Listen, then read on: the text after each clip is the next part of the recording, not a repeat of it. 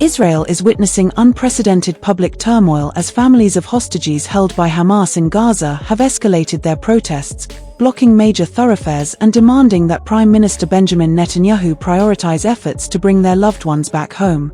The Ayalon highway in Tel Aviv became a flashpoint of these demonstrations, with hundreds of protesters coming out to express their anguish, frustration, and anger at what they perceive as a lack of decisive action on the part of the government.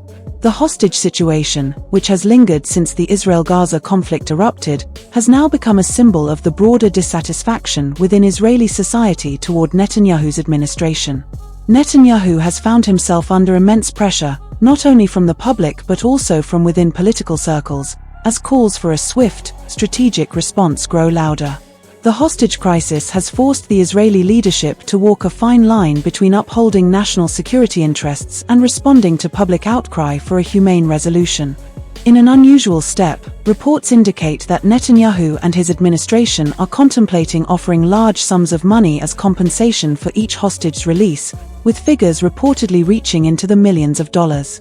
This extraordinary proposition, while unconfirmed, reflects the severity of the crisis and the extent to which Israeli leaders are willing to go to bring an end to the ordeal. In addition to the financial incentives, there have also been suggestions of providing safe passage to Hamas captors and their families, should they agree to release the hostages. This proposal has garnered mixed reactions across the Israeli public. Some view it as a necessary compromise to secure the hostages' safe return, while others fear it may set a dangerous precedent, rewarding violence and encouraging future hostage situations. The divisive nature of the proposal underscores the delicate balance the Israeli government must strike as it seeks to protect its citizens without compromising its long-term security and diplomatic principles. Meanwhile, Hamas has rejected ceasefire proposals, asserting that Israel's continued military operations in Gaza undermine any foundation for peace.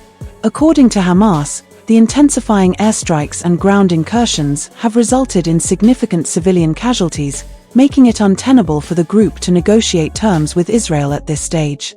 Hamas officials have publicly stated that their rejection of the ceasefire proposals is driven by what they see as Israel's disregard for Palestinian lives and sovereignty. This intractable stance from Hamas has added a new layer of urgency and complexity to the hostage crisis, as every day that passes raises the stakes for both the hostages' safety and the political stability in Israel. The situation has created a profound sense of disillusionment among Israeli citizens, many of whom are growing increasingly critical of the government's handling of the crisis. Public opinion is deeply divided, with some urging Netanyahu to open direct negotiations with Hamas, while others advocate for a show of military force to compel the group to release the hostages.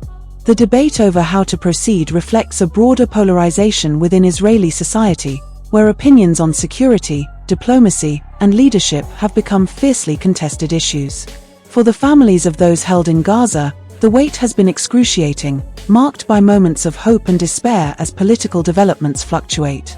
Many have expressed frustration over what they perceive as opaque communication from the government regarding efforts to secure their loved ones' release. The demonstrations at the Ayalon highway are emblematic of a growing movement among these families to demand greater transparency and a firmer commitment from Netanyahu's administration. Signs and slogans carried by protesters have struck at the heart of the issue, calling on Netanyahu to put the hostages' well-being above other political or military objectives. In an attempt to quell some of the public anger, government officials have stated that they are doing everything in their power to resolve the situation. However, these reassurances have done little to placate the protesters, who argue that words alone are insufficient.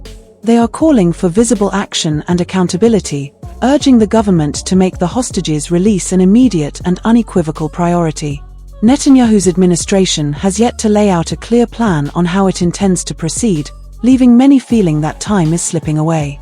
The growing unrest over the hostage crisis highlights broader concerns about Israel's security strategy, particularly as it navigates escalating tensions with Palestinian groups and regional allies. The ongoing military campaign in Gaza, which Israel has justified as a counterterrorism measure, has fueled international scrutiny and domestic backlash. Many Israelis are beginning to question whether the government's reliance on military force is an effective or sustainable strategy, particularly when the safety of Israeli citizens is at stake. The situation is further complicated by the broader geopolitical context. Israel's actions in Gaza and its interactions with Hamas are closely watched by neighboring countries, some of which have issued statements condemning the violence. International calls for a ceasefire have increased, with various humanitarian organizations and foreign governments urging restraint on both sides. For Netanyahu, balancing international expectations with domestic demands for security presents an additional layer of complexity, as he attempts to navigate a path that addresses both Israel's immediate needs and its long-term strategic goals. The hostage crisis has, in many ways, become a litmus test for Netanyahu's leadership. As he faces mounting criticism from opposition parties and members of his own government, his approach to this crisis may well define his legacy. The stakes are undeniably high, not only for the hostages and their families but also for the future of Israeli politics and society. In a country that has long been defined by its resilience in the face of adversity, the hostage crisis has exposed deep-seated frustrations and divisions that run through Israeli society. In the days and weeks to come, Netanyahu will face increasing pressure to make a decisive choice. He must weigh the potential consequences of either negotiating with Hamas or continuing with military operations. Each option carries significant risks and potential backlash. Negotiations with Hamas could embolden the group, potentially compromising Israel's security, while a strictly military approach may endanger the lives of the hostages and further erode public support. For the families waiting for their loved ones to return, the issue is far more personal than political. The human toll of this crisis is a daily reminder of the stakes involved. As they continue to protest, blocking highways and demanding action, they are sending a message that cannot be ignored. These families are calling not only for the safe return of their loved ones but also for a shift in how the Israeli government addresses security and diplomacy. The unfolding events surrounding the hostage crisis have laid bare the deep-seated challenges facing Israeli society.